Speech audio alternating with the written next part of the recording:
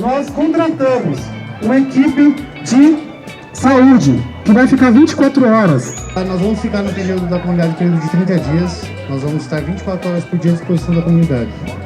Vocês vão ter que contactar o pessoal da associação. Está aqui o Dr. Ricardo comigo, ele é um dos responsáveis da minha equipe. Aqui está a Adriana, ela é a enfermeira responsável pela minha equipe.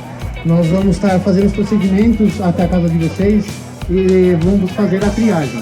A identificação dos sintomas, se é um caso de condução até o hospital ou não.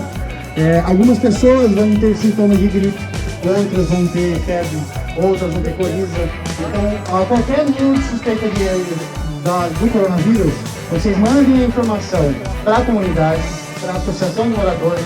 A associação de moradores vai nos acionar e nós vamos até a casa de vocês para poder estar fazendo essa triagem, tá bom? Vocês já viram como é que uma pessoa que está passando mal na crise do coronavírus?